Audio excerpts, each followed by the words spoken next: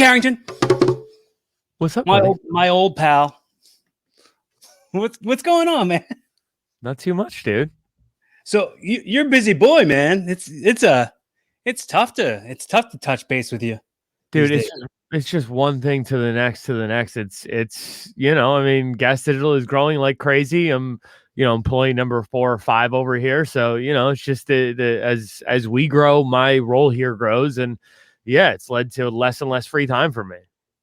Well, I mean, it probably leads to more like in the fulfilled creatively checkbox. Like you're feeling a little more accomplished, a little more satisfied in your role that you kind of are settling into. Right. I mean, I think that's the biggest thing is like I can actually be discerning about projects that I take on now. Like I remember having this conversation with Ryan Long like maybe a year ago where he's like, I'm at this weird point in my life where I'm not hurting for money anymore. So I'm not just taking gigs for the paycheck. Like I'm doing stuff that I want to do. And I was like, man, I couldn't imagine what that's like. And it's like, now I'm at a point where, I'm able to turn stuff down because it's like, oh, not even necessarily like, oh, that's not like interesting to me. It's more a thing where it's like, I don't know if like my level of excitement for that project is going to help elevate that project. And if there's so you also don't want it to be a reflection on you of like a phoned in performance or like lackluster effort. Well, yeah, I mean, I think it's honestly, I could care less. You know what I mean? If I'm getting a paycheck, but it's like there is a side of me where it's like, look, if I'm not going to be a good fit there, like I'm grown enough to be able to point out, like, yeah, that's not a good look for me. Whereas like maybe a year ago, it'd be like, look, I will do anything for $50. Like I'm somebody who has sold his cum before, like. And not at a sperm bank. How much did you sell it for? And who bought it? And that just opens up the alley to me needing to have a bunch of other questions answered. So it's actually, my Patreon is still active for some reason, but that's one of the tiers. It's for the $100. You get everything in all the lower tiers. Plus, I will send you a jar of my cum every month that you are signed up for it. So, how big of a jar? And do you fill it to the brim? God, no. No one has that kind of time. I mean, these were like the glass jars that you will buy like an eighth of weed in. So I think it's actually a quarter of weed. So it's actually like a sizable jar. Yeah, and I don't know. I fired off like 2 or 3 loads into that thing and just kept it around long enough. I was like, oh, I got to ship this out. And it's like, desperation is a hell of a drug. It's not even so much desperation as it. Well, yeah. I mean, actually, when I set up, I'm not saying your desperation as much as whoever wants a jar of that. Somebody's like, oh, I gotta check the tracking number on my Harrington jizz that's coming. So it is like it's interesting. Like he didn't necessarily sign up for it. So what he did was this kid just Venmo'd me $100, and he's like, I'm not signing up for the Patreon, but like it's funny. Here's $100. I'm like, you are entitled to my cum now if you want it. And he's like, look, I'm not gonna say no. You know what I mean? Like, so it was one of those like we were both kind of daring each other. It's just a thing where it's like you're doing it so that you can say that you did it, and you can like. On both ends, the guy can be like, yeah, once I was supporting a starving artist so bad, I bought a vial of his cum off of him. Well, yeah, but it's like, then it turned into a thing where it's like, all right, I have this jar of Harrington cum. What am I going to do with this? So like, he's out of, I think it was California, but he was going to head to Skankfest in Houston. And his like whole thing was like, all right, well, I'm going to spend all weekend trying to find a way to get this into one of Lewis's drinks. So it's like we were having fun with that, and then on High Society Radio they pointed out like, dude, some serial killer could just pay you $100, get a fucking vial of your cum and just leave it on all of his murders, and it's like, well, there you go, like you're now suspect number 1 in a fucking killing spree. Then like your alibi is your Patreon page, pretty much. Then I was thinking, like, man, what if I was a fucking like hardened serial killer? You know what I mean? And just like went around the country killing people and jerking off on them, and then was like, "Look, I have this Patreon where anybody can get my cum." You know, you have the story be like, they were alive when I finished, when I completed. They were alive. I didn't kill them, then finish on them. They finished themselves off right after I finished on them because of the shame. That's fun. The thing I was thinking about was like witches, like putting it into a cauldron and like staring it around with like Eye of Newt and bubble boiling trouble. Hell yeah, dude. What fucking, the cum of a homeless man. There's definitely some kind of magical properties in there. It's like some of these guys, I look at them like the fucking, because I go out to Lewis's now. The dude Gomez watches Seinfeld once a week, and it's one of those things where I am in Penn Station way more than any human being should be, and you see the just kind of like derelict homeless people that are walking around there, and it's like, man, how are you alive?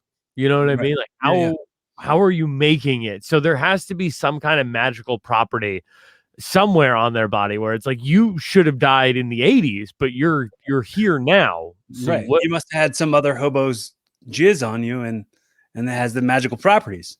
Something, like there needs to be some kind of like, like the guys who can survive with nothing in the most horrid conditions, like, we need to just be sampling their blood to figure out, what immunity. There has to be something in there. Yeah, like, is any of the 500,000 COVID reports of the deaths, did any of them were any of them homeless people? I don't know. I figured that COVID I figured that was going to be the bright spot of COVID, right? That it would just, there's a large homeless population in New York. These people have nowhere else to go. They can't quarantine.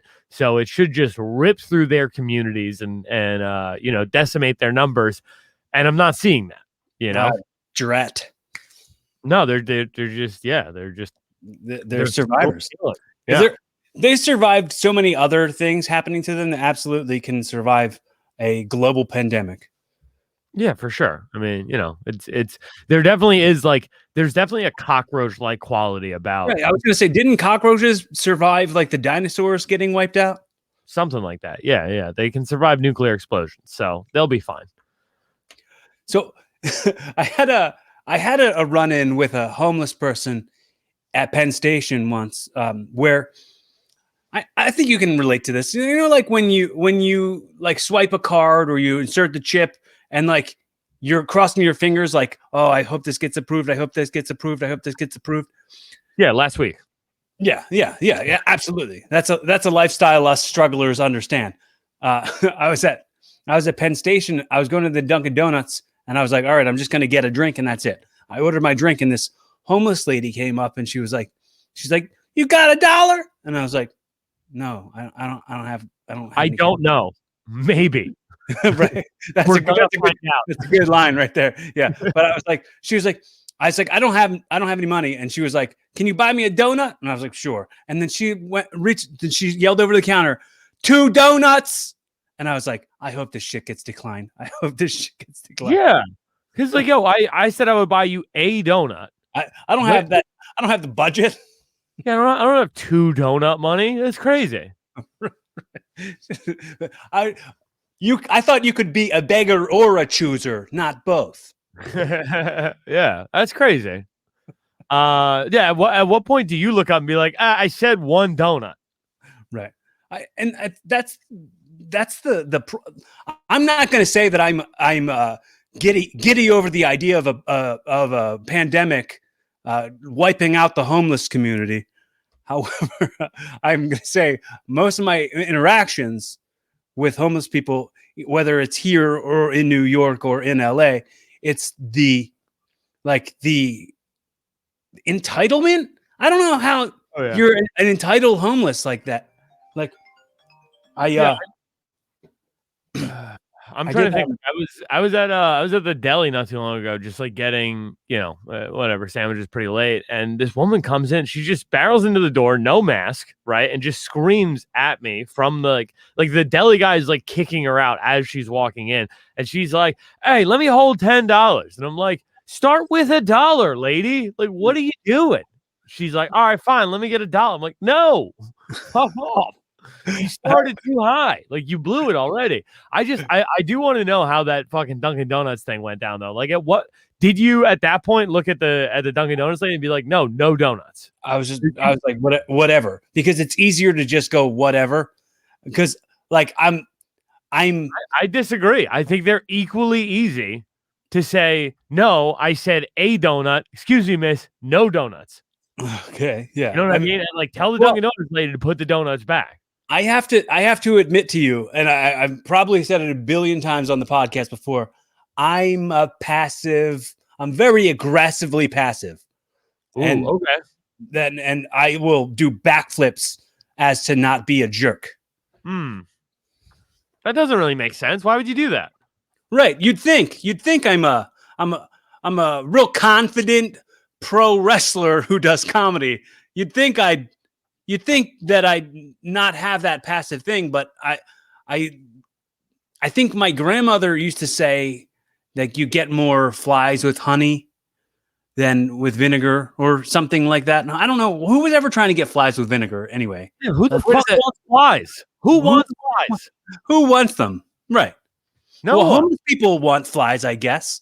I mean, well, at least there's immunity to it. I mean, there's flies always around. Like they say flies on shit. They never say sugar shit with sugar on it or honey. Man, I'm just mashing all these. You're just giving me all of Granny's old proverbs now. No, I don't. Yeah, I don't understand that. I've never understood that phrase, because like they do say it all the time. You catch more flies with honey than you do with vinegar. But it's like, why do I want to catch them? Right? Like, if anything, I'm only putting that out there so that while they're eating the honey, I can kill them. Right. So it's like, are you telling me to, attract people into my life so that I can fucking, Manson them or pull some Ted Bundy shit? Like, what are you talking about, Grandma? Like, just set up one of those bug lamps. My grandmother used to have that in her backyard where like the bugs fly zap right into it. Nah. Yeah, so it's like the only people who use phrases like that were born before fucking electric bug zappers were a thing. So why the hell would I listen to you anyway? They wrote that saying down with a feather. Yeah, right. But I did actually have a interaction. I was waiting outside of a club in Philly for an Uber, and a guy came up to me, and he was on a bicycle, and he didn't look homeless. And he was like, "Hey, my dude, the pizza place right there. You can get a slice and a soda for $7." What? And that's what he said. You can get a slice and a soda for $7 to me. How big is this slice? I have no idea. But he was like, "Can I hold $7?" And I was like, I looked in my pocket, and I was like, "Here you go. This is all I got." And it was $5. I gave him $5. He went, "Yeah, but I said $7. I said, "I gave you everything I have. Give it back to me then." Like, go ask somebody else. He didn't give it back to you, did he? No. Dude, I couldn't imagine the $5 thing, Mm-hmm. I mean, I was looking in my pocket. I thought I had a 1 in my pocket, and I was going to give him the $1 bill, but he saw the 5. And once you see it, you gotta, just to be a nice guy, I guess. Dude, how is this serving you? Like, how is that behavior serving you? I mean, it's such rare run-ins like that. Like, run-ins like that don't really occur that often. Really? I get it every single day. So I guess I'm just hard to do it. Yeah, you've got a shell to it. With me, it's like that's not a daily routine. That stuff never happens. Yeah, I mean, I've just gotten my pitch down to like, yeah, I got nothing, or I got no cash on me, or like there was a time where I was homeless for 6 months, right? And like guys would hit me up for cash. I'd be like, dude, I'm homeless too. Like, fuck off. That's not how this works. That's the word to say. I'm homeless too. Fuck off. Yeah, it's like that fucking scene from History of the World Part 1 where it's like beggars begging from beggars. Like but it's like no, like I got hardened to that point where it's like now my whole speech is like, yeah, I got nothing, man. Yeah, I got nothing, man. Sorry. Got no cash. My bad, dude. Got no cash. And they're just like immediately they get it, I mean, I work down in the city more often, so I do have the like nah, just throw nah out there, or sorry, throw that out there a little more often. But when it comes to like sometimes I feel trapped in it, like when it came to that situation where he saw the 5, I was like, oh, I'm trapped. So it's a whole it's panicking more than anything, because then it'll be like, well, I can't lie now and say that I don't have anything if I just pulled out a $5. Yeah, so it's like, all right, it's like it is kind of a finders keepers situation. It's like I don't want to lose integrity with this guy who has no home and smells like socks. Oh man, I don't want him to think I'm a jerk. So now the MMA. I mean, I haven't watched MMA in a really long time, but why not, dude? I honestly, I thought, to me, it's like I love wrestling so much because it's the show and it's the drama of it and it's the performance of it, and like the competition isn't really like competition. It's the competition more exists in out showmanship. With like MMA, it's so aggro, and it's to me, I just I also couldn't get over the bare feet. The bare feet crack like really? That's what does it for you? That's the line. Yeah. Don't wrestlers wrestle barefoot? I don't know many. I don't know a whole lot of them. Yeah. Well, Matt Riddle for sure. Okay. And Jimmy Snuka. Trying to think. Yeah, wrestlers usually have boots on, don't they? Yeah. Like I think Rikishi might have had bare feet at one point. No, he didn't. Maybe when he was the Sultan, he had bare feet, but I don't think picturing like dudes doing Mitchell drop kicks with boots on. It's like that's I don't know. That's weird. That's so weird to me that like that MMA would exist, that you would see fighters get into a cage barefoot and like do combat, and you would still have a sport like wrestling where guys come down in like costume. You know what I mean? Mm-hmm. When it's like you're supposed to be aping essentially what MMA actually is. Mm-hmm. Right. Yeah. I mean, it's all part of the performance. It's part of what that I guess is the uniform for it. I mean, it's part of the tradition for it. That's like what the golden days or whatever of pro wrestling. Men wore boots, and it's just kept keeping that tradition alive, I guess. Well, but it's like, all right, so early pro wrestling. I don't know. Did you ever read Shoemaker's book? No. Okay. David Shoemaker, he's a writer for The Ringer. He's a really, really, really interesting guy. He's also, I think, their art director, but he was the original. If you ever heard Peter Rosenberg's podcast, Cheap Heat? I've heard of it, yeah. Yeah, he was the original like host of that, and he brought Rosenberg on as a co-host. And that's how he got his start at ESPN, actually. So that was just a weird timing thing. How Rosenberg's whole fucking wrestling career started off of this goofy podcast. But yeah, so Shoemaker did this whole book on the advent of pro wrestling and like how it got to where it's at now. And it is like it started as like a legitimate form of competition, and then guys realized like, oh, the rematch sells better than the original, So yeah, it's the Carney scene, like right. That was the origins of wrestling. Was like they would go open invitation, anybody in the audience come out, like kind of like Spider-Man and Bonesaw, who was right. like you get paid to come in and last 3 minutes with Bonesaw. And it but it would be a plant in the audience, right? It wound up eventually becoming that, yeah. But it started just, this is our strongman is going to wrestle some random guy in at the Iowa fairgrounds. Yeah. Huh. I'm pretty sure it started as open challenge, and it sort of soon became like really quickly into it became like, it's a work. We're figuring this out. Like we know that the rematch sells more than the original open challenge. So what I was seeing was all right, so this champion would wrestle this other guy, right? And they had a grueling affair, and it ended up being a draw, and it was all right, cool. And what they realized is oh, if I lose the championship to you, right, and then I win it back from you, then they would kind of stage it so that they would be doing that. They would be passing the title back and forth, and then the third one by the rubber match would be for real. So it's they would they'd have predetermined outcome for the first one, predetermined outcome for the rubber match, and then by that third one, after they each had a win in front of their home crowd, they would get together on a neutral site and they would bring a ton of people there, and it would be oh, this is gonna really get people going.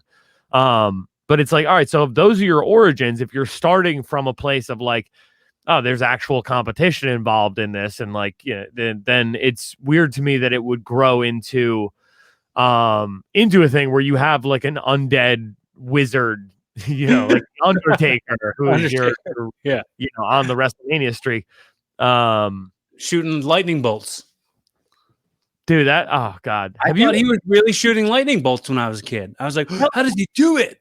Dude, me too. I thought when Kane would come out and do the air flip and the fire would come up from the ring post, I was like, oh, that's real, right? When they had the casket match and Austin kicked him in and then was roasting marshmallows over his burning body, I was like, well, yeah, I mean, that guy just lit another man on fire, and he's not in any trouble for it. He's not getting arrested or anything. No, we just watched a horrific murder, and we're all okay with it. It's that's kind of thing. If anybody was watching that live and they actually saw a man burn to death, that would be such a traumatic event just to witness it, much less do it and then roast marshmallows and drink beers after. Do you remember the Eminem? There was an Eminem song. He said, "I'll take you on Jerry Springer and beat your ass legally." It seems like when it's part of a show, it's part of the show.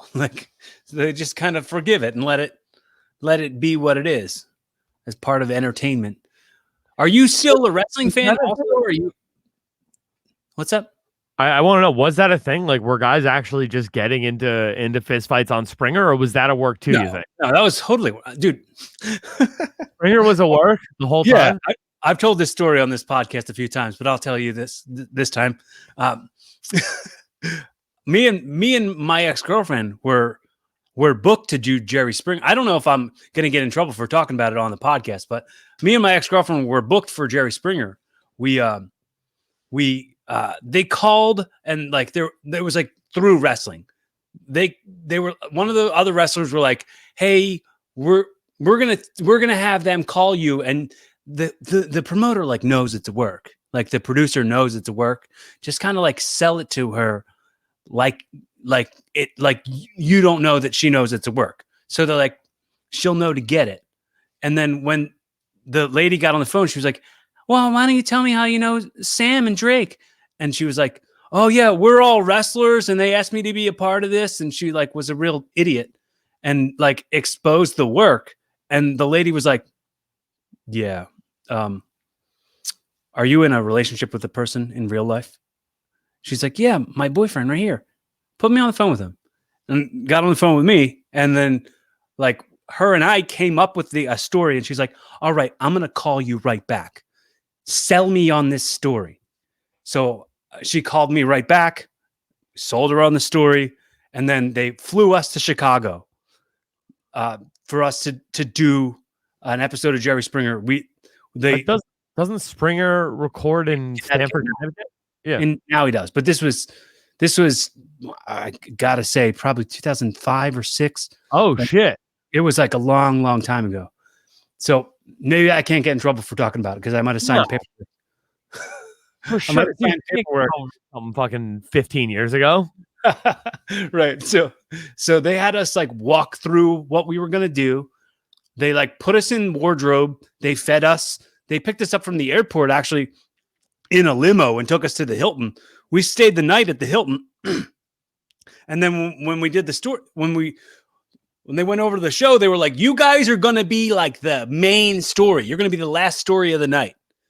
And we're like, oh, cool. All right. We're cool with that. And then the story that was before us, the woman was really tall. The woman was like a, I don't know, she was almost 7 feet tall or something.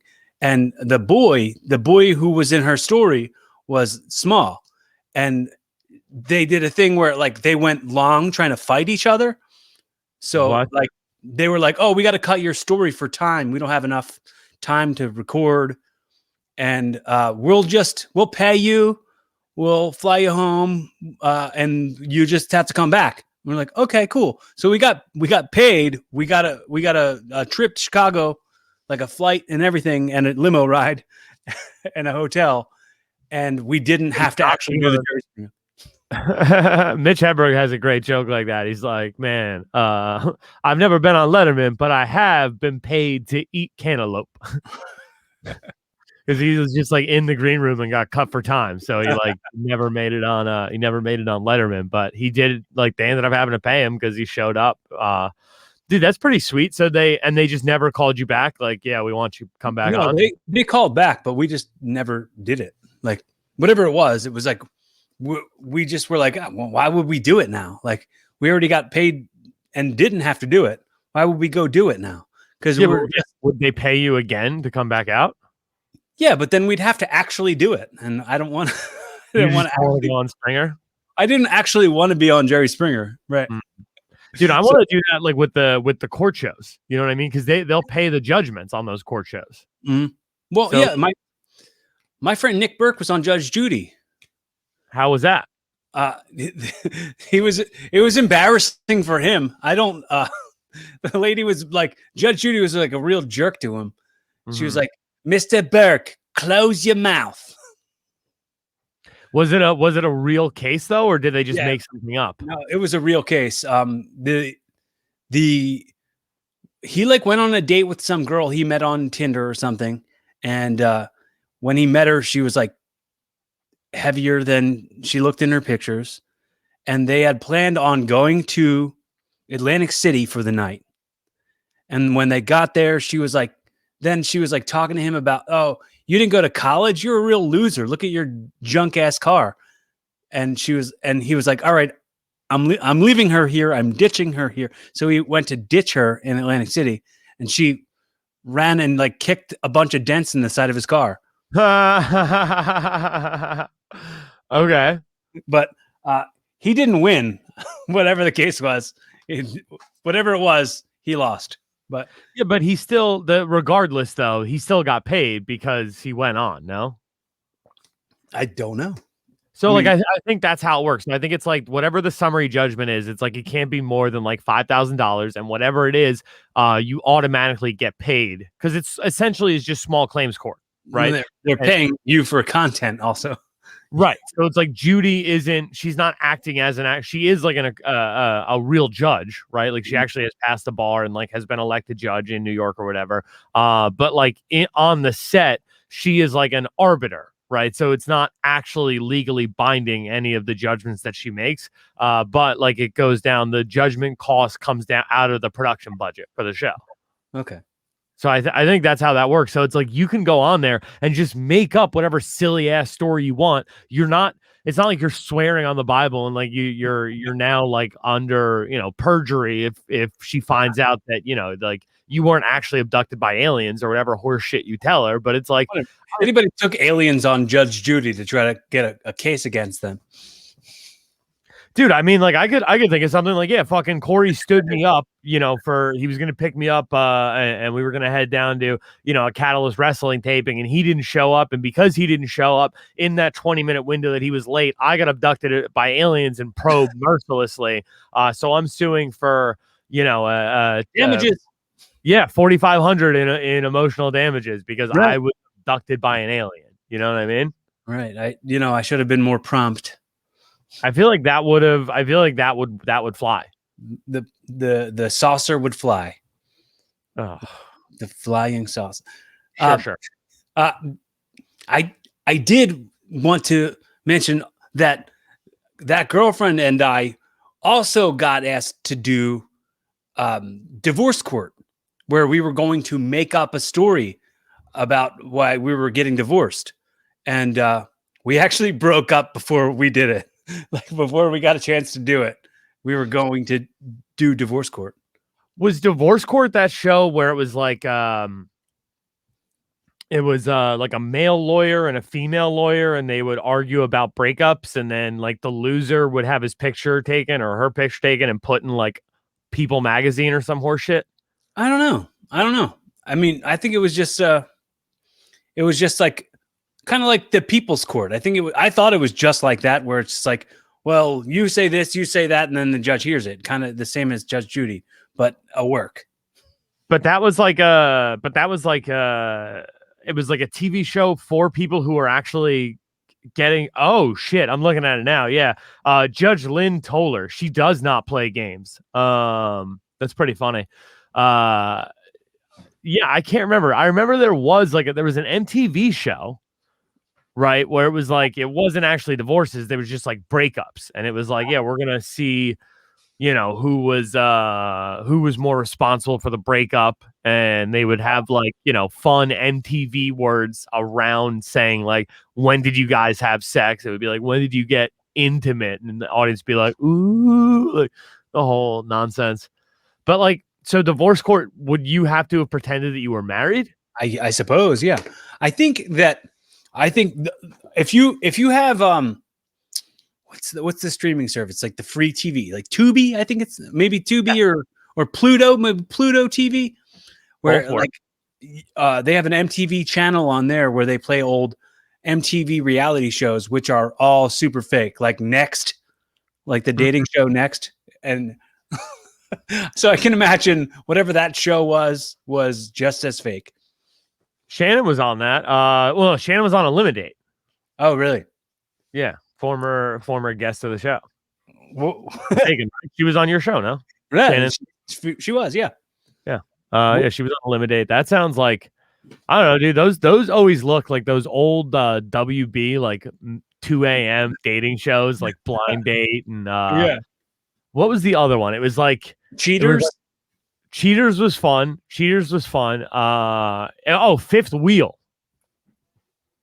What about what was the one where it was like the parental control, and it was like the parents had to set the daughter up with like 3 dudes, and like the current boyfriend would have to sit in the couch and watch the dates on the TV with the parents. Oh yeah, because like they would hate the boyfriend she was with, and they would just be talking shit to him the whole time. Oh, dude, that's actually a really funny concept for a show.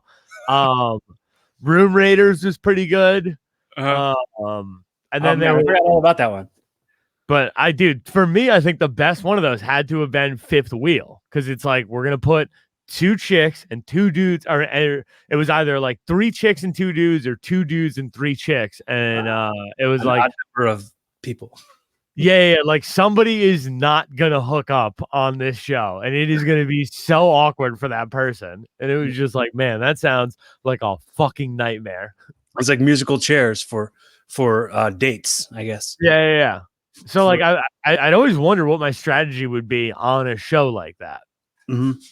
Because it's like, you figure the ones who pair off immediately, it's like, all right, cool. It's like they're now safe of getting shit on. But it's like, what is like the punishment for not walking away with somebody? You're just like, oh, you loser! You're the only one who's a loser. And then like, pretty much, they don't destroy your credit score or anything. Like it's not a big punishment. They just go, hey, that sucks. You didn't walk away with somebody, and everybody else did. Dude, the punishment is me at like 3 a.m. being like, damn, you're a nerd. You are a fucking nerd.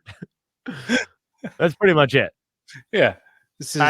Which is a fate to me worse than death. Right. It's time to just go home and get those jars and fill them up and send them to the Patreons. Dude, that would be such a funny way to make money if I had like 4 people sign up for that, and it's like, I gotta go crank out. I gotta go bust 4 loads tonight. Like, this is gonna suck. Harrington, how would someone be able to prove you could just like squirt a thing of shampoo in there and be like, there's shampoo in there? Like, no, they'd know. They'd have to open it up and like give it like a wine sniff, like put it in a wine snifter. Dude, that's making my stomach turn just thinking about that. But yes, they would, 100%. Like a martini glass. Oh, dude, there's no way old cum smells good. It's probably the fucking grossest thing ever. Yeah, dude. I mean, you gotta dispose of that stuff. Oh, it's no good for anybody. That's gross. It's nothing but trouble. Corey, I hope you're proud of yourself. I hope you're real proud of yourself for that one. I'm feeling like I have to be, because I might be the only one sometimes. Somebody's got to be proud of you. I seek validation and I get none of it, so I got to give myself some. For sure. No, that's fun. That's fun. But yeah, so we started down this whole winding path by you saying the word MMA. Right. Yeah. Somehow turned into this. Because I really wanted to talk about your physical activity, because like you for sure are doing something. So is that a thing you're doing now, or you? So what I've been doing is essentially is just showing up and playing cameraman for Lewis. So I was supposed to fight Dylan, who's one of the other producers here at Gas Digital. We were supposed to fight at Skankfest last March, right? So we found out about that like around this time last year, right? So like end of February, we had, a couple weeks to prepare for a March fight card. So I just started training in earnest for this bout that was going to be just a few weeks out. And I don't know how it would have gone at that time, but I was certainly putting the work in. Obviously Skankfest got canceled last year. Went into the pandemic, went to lockdown down at my folks' place, and I was just like bored pretty much. So I put on a little bit more weight, and I don't know, like maybe 4 or 5 weeks into that, I'm like, yeah, screw this, and just started running daily. And eventually, like, it turned into a thing where it's like, all right, if I'm going to be out here running, I might as well work on those footwork drills that I was given right before the pandemic. And, it was just slowly but surely, like, figuring out, like, just the boxing side of it. And, I came back from South Carolina, where I was staying with my folks, back up to New York at a little over 200 pounds. And I've just been grinding slowly down since then. So, got myself down recently to about 175. And it's been just working with Diego, right? Like, so I show up to film Lewis in his fight camp. He's getting ready to fight Jason Ellis. So I show up, I film Lewis, and during the process of filming with Lewis, I'll train with Diego, right? And we'll do mostly boxing training for me, but a little bit of BJJ, a little bit of wrestling stuff when Lewis just needs a wrestling sparring partner. And that's essentially just become one of my many jobs, right? Like becoming Lewis's sparring partner, somebody who like pushes him in the gym, and obviously films and gets all the content for the Fight Journal show. So Yeah, just been doing that, and through that I ended up picking up a fight with John Matthews, who is one of the producers for Rude Jude show over at Sirius XM. And so when we got flown out there, Lewis and I, to do, like, I ended up doing Jason Ellis's show.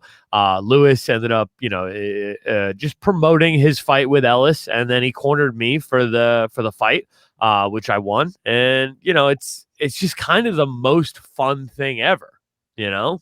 I'm identifying, like, honestly, I'm not a fan of MMA, really, like, mostly. I'm not a fan of watching it, but I could see myself absolutely being, like, getting trained in BJJ. Like, that feels like the discipline involved with that and the humbling that comes along with it, it feels right up my alley. Well, I mean, look, if you train boxing, right, like if you actually try to, like, train it, figure it out, the how to put together a combination, how to shift your weight properly, how your footwork should be, where to use head movement, when to level change. Like, there's so much that goes into boxing that I didn't understand when I embarked on this. Where like, it's all those things you were just saying, right? Like, it certainly is humbling. It certainly is, another level of physical exertion and physical activity it'll test you, mentally, physically, spiritually. So, like, I felt that way strictly about BJJ coming into this, but I really do feel whatever martial art you're learning, if you are taking it as serious as a heart attack, you will be humbled, you will be broken down, and you will grow back stronger because of it. And you will get more vinegar for those flies that you want to catch. Something like that. I certainly, like, what I've noticed, the biggest thing with training, just any kind of a martial art, right? Like, Diego talks about all the time. He's like, the reason why he likes BJJ so much more than boxing is because BJJ gives you a choice, right? So if you were to see somebody attacking a woman on the subway, right? If you're strictly a boxer, all you can do is punch that guy, right? Like, all you have to do, your only means of deterrence is offense, right? Versus BJJ, you have the choice, right? You can neutralize a guy, you can take him down, you can pin his arms, you can, just stop him from hurting someone else. You also have the choice to turn it up and look for chokeholds, look for, limb locks, and a thing where you can, like, disarm somebody using an arm bar or a choke or whatever the case may be. It just gives you more options as far as, like, walking around in your daily life. But regardless, if you are training a martial art, right, if you know how to defend yourself using, like, a particular set of skills, you're just going to feel more confident being out in the world. You know what I mean? Yeah. There's a certain amount of, like, you believe in yourself more because you know what you can handle physically, and other people can feel that from you. Other people can feel that you're confident. Well, like, I don't know, like, there is just a certain side of it where it's like, all right, outside of society, right? Outside of this thing that we've created to give us reason and purpose and value to our lives, right? None of this, it's all competition for resources, right? So it's like, essentially, the natural order of things is that the biggest, strongest, most physically overbearing can just take whatever they want. Like, that's how competition for resources works. We've created a society where, that's not, that the biggest, like, the biggest dog in the yard is, the police, so it's like, if you go and do that, if you try to impose your physical will on someone, then there are checks and balances for that. So that's not really the case. But in a 1v1 scenario, if you boil it down, we're just evolved apes, so it's like, there is something about, like, having that skill set in your back pocket that's like, oh, okay, like, if society was to break down tomorrow and we were to just turn into lawless anarchy, like, I would be way better equipped than most of my friends. Yeah, that's pretty great. Well, like, I feel that way about, I have a friend, Sage, and I feel like he's in the boat where, like, he knows how to grow food, kill animals, build a house, that kind of stuff. Like, so Apocalypse, I'm gathering my team. Mike Harrington, Sage, myself.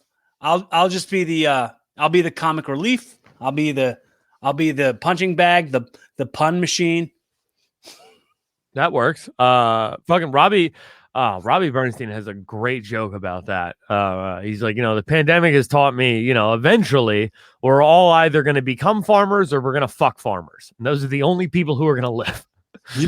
Well, Bill Burr had a bit about, he was like, it's the zombie apocalypse. If you don't know how to fight, you're just essentially gathering up things for the toughest guy in town to turn you upside down and shake the coins out of your pockets. Yeah, I mean, I yes and no, right? Because it's like, look, that guy still doesn't know how to make food, so he has to respect the farmer. I just thought, do you watch Rick and Morty? Yes. The Purge Planet episode when he's Yes. like, well, that's not a real job. Oh, and making food is. I'll do that for more food. They tried to reestablish a government so that they wouldn't have purge, but then they just wound up purging anyway. That was fun. I fucking Rick and Morty is so goddamn good. Like, yeah.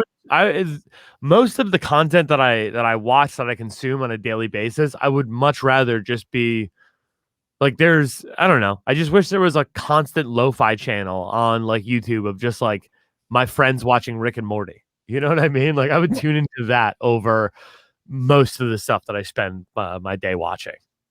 I've talked about it on the show a lot, but I have the Adult Swim app on my TV, and they have like a marathon mode where you can just put on Rick and Morty and it'll just play all of Rick and Morty the whole way through. And it's just a constant 24/7 loop of Rick and Morty. And I'll just put that on and I'll go to bed.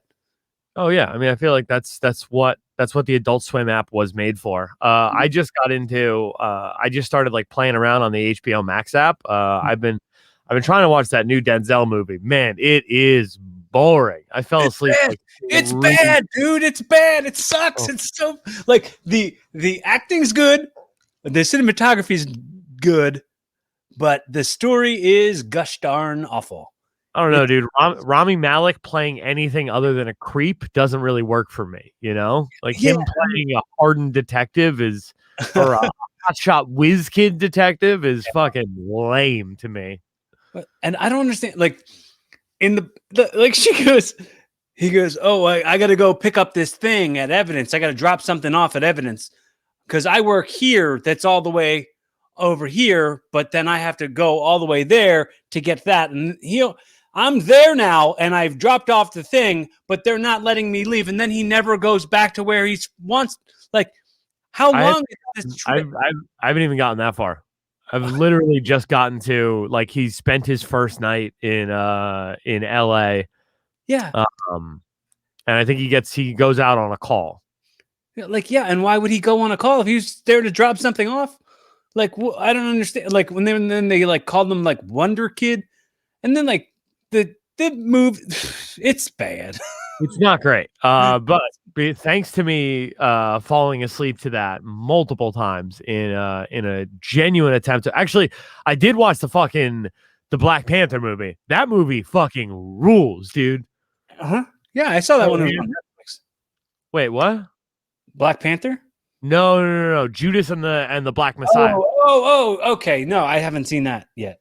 Dude, that movie is so tight. It is so fun. I've just been walking around for the last couple of days going, here for the people. I am a revolutionary. I am a revolutionary. Like, I didn't know it was out yet, but I'm going to check it out tonight. Dude, he's a 21-year-old fucking black kid who somehow got all the Puerto Ricans, all the black guys, and the redneck white guys on the same team to be like, fuck the police in like 1968. Fred Hampton was kind of the fucking man, and the FBI was like, yo, this dude is too powerful. Like, we let Dr. King get too far before we killed him. We got to nip this in the bud.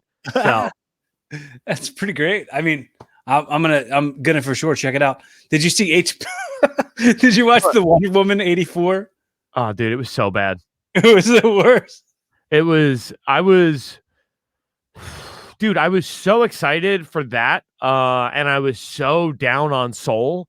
Because like those were both the movies that like the competing streaming services were releasing Christmas like on Christmas Day, yeah. I was so wrong, dude. Soul was so good. Wonder Woman 1984 was so bad. And it's like I legitimately watched I watched the first Wonder Woman and like I cried in the theater like multiple times during that movie. You know, like there was just something about when Gal Gadot goes out into no man's land when she's like, they're like, you can't go into no man's land. And she's like, I am no man. And then like puts her shield down and just starts eating Gatling gun fire and is like, oh, dude, there was just something about that where I was like, there is some little girl somewhere who now has a hero that she can look up to the same way I looked up to fucking Batman and like all those dudes growing up. And it's like, I don't know, there was just something really cool about that to me. And then watching 1984, it's like, oh, this is just the worst version of that. Like, I liked the first one up until like the reveal of who the bad guy was. Oh yeah, I mean it has the same problem that every DC third act has, but you know the majority of it was pretty cool. But Wonder Woman 1984 was bad from the start. Like, what are they accomplishing with this like Olympic Games flashback that means nothing, and then like. She's narrating that and then doesn't narrate the rest of the movie. She's just narrating a flashback. Whose flashback is that? And what's the reason for it? Yeah, I mean, it didn't tie into the reveal at the end at all. None of those warriors came back later. You know, like there was just so much that, or maybe it was that you can't take a shortcut. Like maybe that was like the lesson that she learned from it, but it's like, I don't think that really applies. That seems a little more unfair from the lady who stopped her. Like, yeah, like let her cheat and then like have her pay a consequence for cheating. Instead of not letting her cheat and like costing her that glory or whatever. Yeah. I don't know, man. It was rough. It was real rough. I don't know why Kristen Wiig was in it. It was like, you know, what are we doing here? I didn't understand why she was like, oh, I want to be better than Wonder Woman. And then being better than Wonder Woman somehow turns you into like a cat person. Like, I didn't get that. Well, yeah, no. So it's like, I think that I don't know, the concept there was like, Chitara is one of, you know, Wonder Woman's greatest nemesis. So it's like, all right, to imbue you with enough like strength and speed and dexterity to have a chance against, you know, what is essentially the ideal trans woman. We're going to need to imbue you with the powers of a cat, like a jungle cat of some kind. She was a Thundercat. Something like that. Yeah. Like She-Ra. Mm-hmm. It felt like, and it felt like she didn't change physically much when she was like, oh, I'm an awkward lady with glasses and I tripped over high heels and now I can walk in high heels because I now have the powers of Wonder Woman for some reason. She's just like, I'm kind of hot now. Like it reminded me of like a She's All That kind of thing. Like that tired trope from fucking Not Another Teen Movie. It's like she's got the paint covered overalls and the glasses. Don't forget the ponytail. It's like, ew. Ew. Nobody likes a ponytail. Gross. Dude, that movie has legs.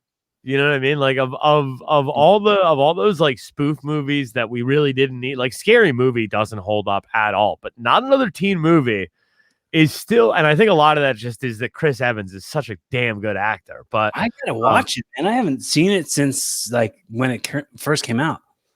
Dude, it's like the cast is great in it, and it's like all of the jokes that they're making are just so like they still register. They're still very, very funny. Molly Ringwald at the end, just popping up out of nowhere, was fucking tight. Like that movie. Chris Evans, like Captain America, Chris Evans. Mm-hmm. Yeah. Have you been watching WandaVision? Dude, that is my shit. I love WandaVision. Yeah, dude. I'm really into it. I didn't know, like I'd fallen out of like the Marvel universe stuff mostly, but like I catch dribs and drabs here and there. But like I've kind of in the pandemic went back and watched a bunch of things and just kind of got familiarized with everything. So when this show came out, I was like prepared for it. And even since rewatched Civil War. Hello? Can you hear me?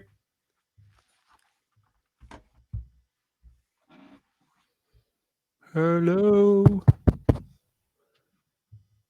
All right, folks. He stopped being able to hear me. So I just want to say, if this is your first time checking out Evolving with Corey Castle, please go back and check.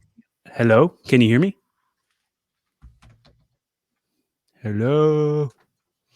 Check out the other 226 other episodes. The newest one up on my YouTube page is Jordan Brady, director Jordan Brady, which the episode scheduled to come out in May on Monday. Where's the...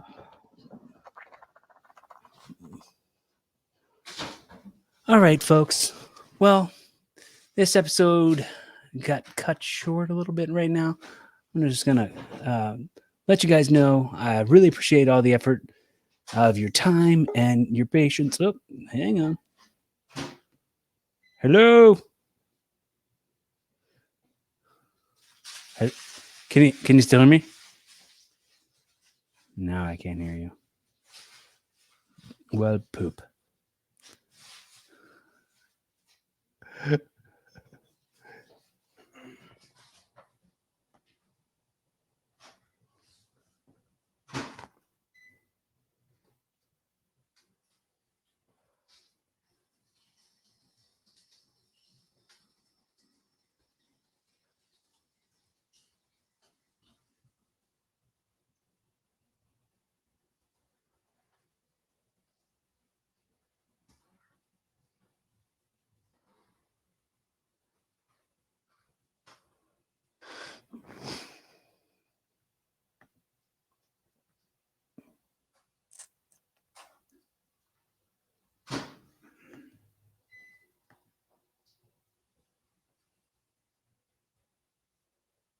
Oh, poop. Anyway, folks, that was episode 227 of Evolving with Corey Castle, hanging out with Mike Harrington. Thanks so much for Harrington joining me. That you can follow him on Twitter at the M Harrington, producer of Gas Digital, and my old friend, we're just doing a chill hangout, and I hope that you enjoyed it, and I hope that we can do another one soon, and I hope that you can subscribe on YouTube, youtube.com/Corey Castle, all one word, CORYKASTLE. And if you're watching this on YouTube and want to subscribe to the audio versions of the podcast, you can check it out on Spotify and follow it. Check it out on Apple Podcasts, Stitcher, and Spreaker. Be fun. Have safe. Keep evolving.